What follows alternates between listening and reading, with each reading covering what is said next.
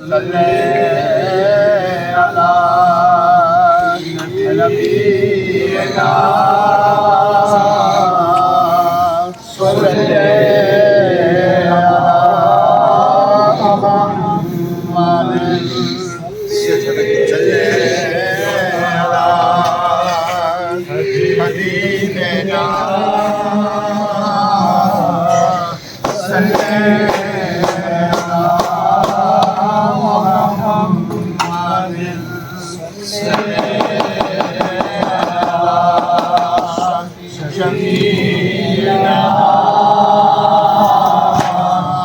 صلی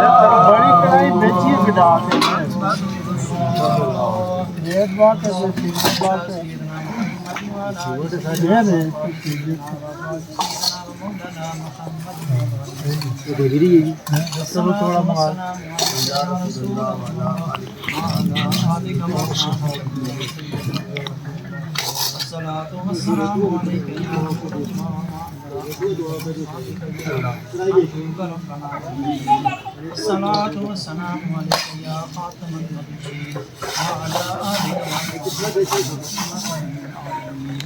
سبحان ربك رب العزة عما يصفون وسلام على المرسلين والحمد لله رب العالمين.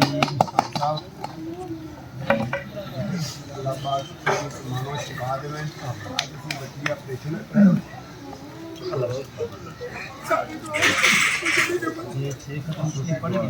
بسم اللہ الرحمن الرحیم. دعا کا وقت ہے. 1-2 منٹ آپ سے لوں گا پھر ہم انشاءاللہ دعا کریں گے. آج ہم نے قرآن پاک کی تلاوت کی. 6 قرآن پاک پڑھے گے. یہاں پر بچوں نے اور ہمارے علاقے کے استاد تھے, انہوں نے قرآن پاک کی تلاوت کی. پوتی کے وقت سے لے کر اس وقت تک آپ تمامی احباب جس کو کہتے ہیں دامے گرمے قدمے سکھنے سامے کلامے سب یہاں پر آتے رہے اور اپنے دکھ کا اظہار کرتے رہے. اللہ پاک سب کا آنا اپنی برگاہ میں قبول اور منظور فرمائے. قرآن کریم فرقان حمید یہ اللہ کی لاریب کتاب ہے. حال ہی کے اندر عید الاضحیٰ کے دن سویڈن کے ملک میں ہماری اس مذہبی اور لاریب کتاب کو جلایا گیا. ہم اس کی پرزور مذمت کرتے ہیں. بالکل جنہوں نے یہ کیا پہلے تو دعا کرتے ہیں کہ مالک ان کو ہدایت عطا فرمائے, ایسی ہدایت عطا کرے کہ آج انہوں نے قرآن کو جلایا کل وہی قرآن پڑھنے والے بن جائے.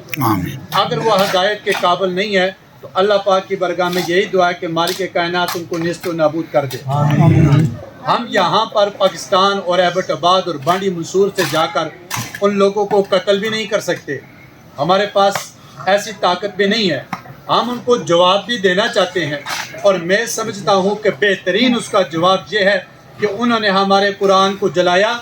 آج ہم عہد کریں کہ اس قرآن کو ہم سینے میں بسا کر رہیں گے، قرآن پہ عمل کر کے رہیں گے، قرآن کی آیات کو اپنے بچوں کو سکھائیں گے، اپنے گھر کی عورتوں کو سکھائیں گے، تاکہ انہیں یہ خبر پہنچ جائے کہ جن مسلمانوں کے قرآن کو ہم نے جلایا ہے وہ خاموش ہو کر نہیں بیٹھے، بلکہ ان کی محبت قرآن کے ساتھ اور بڑھ چکی ہے۔ ان کے بچے بھی قرآن پڑھتے ہیں، ان کے نوجوان بھی قرآن پڑھتے ہیں، ان کے گھروں کے اندر قرآن کی تعلیمات کو عام کیا جا رہا ہے۔ ایک تو خود بھی قرآن پڑھیں اور اپنے بچوں کو بھی قرآن پڑھائیں، اور دوسرا ان کو جواب دینے کا بہترین طریقہ یہ ہے کہ قرآن الف لام میم سے لے کر ون ناس تک جتنے بھی احکامات قرآن کے اندر نازل ہوئے، نماز کا معاملہ ہے، زکوٰۃ کا معاملہ ہے، پڑوس کا معاملہ ہے، جینا قرآن کے اندر، مرنا قرآن کے اندر، خوشی قرآن کے اندر، غم قرآن کے اندر، آج عہد کر کے جائیں کہ ہمارے دشمن ہمارے قرآن کو جلا کر قرآن کے قانون کو ختم کرنا چاہتے ہیں، اور اس کے قرآن کے قانون کو ہم اپنی زندگیوں کے اندر نافذ کر کے قرآن کو زندہ کرنا چاہتے ہیں۔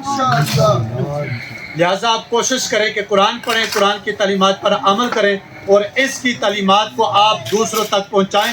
یہی قرآن کے ساتھ ہماری محبت ہے۔ اور یہ جو ختم پڑھا جاتا ہے، ہم جب ختم پڑھنے کے لیے آتے ہیں، سب لوگ آتے ہیں، تو آپ سے گزارش یہ کرتا ہوں کہ وہ تیسرے کی دعا ہو، وہ جمرات کی دعا ہو، وہ چیلم کی دعا ہو، جو قرآن پڑھ سکتے ہیں نوجوان جا کے قرآن پڑھا کریں۔ یہ اصل مقصد یہ ہوتا ہے، جا کر پڑھا کریں۔ اگر کوئی قرآن پڑھ نہیں سکتا، کم از کم درود شریف تو آپ کو آتی ہے۔ درود شریف بھی اگر کسی کو نہیں آتی، ایمان اتنا کمزور ہے، کم از کم پہلا کلمہ تو آتا ہے، پہلا کلمہ پڑھے، تسبیح اپنے ہاتھ میں رکھے، اور جتنا بھی زیادہ کلمات ہوں دعا کے اندر شامل کر لیں۔ جی ہم نے 1000 بار یاسین پڑھی، 1000 بار درود پڑھا، 1000 بار ہم نے کلمہ پڑھا، اس کو آپ اصال ثواب کے اندر شامل کر رہے، یہ حاضری ہو جاتی ہے۔ اس کے اوپر بھی عمل کریں۔ اور جو ہم دعا کریں گے، اللہ رب العالمین نے قرآن میں فرمایا ادعونی استجب لکم، تم مجھے پکارو، مجھ سے مانگو، میں تمہیں عطا کروں گا۔ ہم جب کسی سے مانگتے ہیں، کسی بڑے وزیر کے پاس، مشیر کے پاس بھی جب جاتے ہیں، تو ہاتھ باندھ کے اس کے سامنے کھڑے ہو جاتے ہیں، ذرا یہ ہماری عاجزی دیکھے، ہماری انکساری دیکھے اور ہمیں دے۔ تو آج ہم کسی وزیر مشیر سے نہیں، اس مالک کائنات سے مانگنے کے لیے آئے ہیں کہ جو ساری کائنات کا پروردگار ہے۔ جب اس مالک سے مانگے تو ہمارے ہاتھ جہاں ہو، ہمارا چہرہ ادھر مڑا ہو، ہم ان کو دیکھیں۔ یہ دعا کا طریقہ نہیں ہے۔ دعا عاجزی سکھاتی ہے، دعا انکساری سکھاتی ہے، دعا یہ کہتی ہے کہ ہاتھوں کو اٹھاؤ، آپ کی نظر آپ کے ہاتھوں پہ ہو، آنکھیں بند ہوں، اور دل خدا کے ساتھ جڑ جائے۔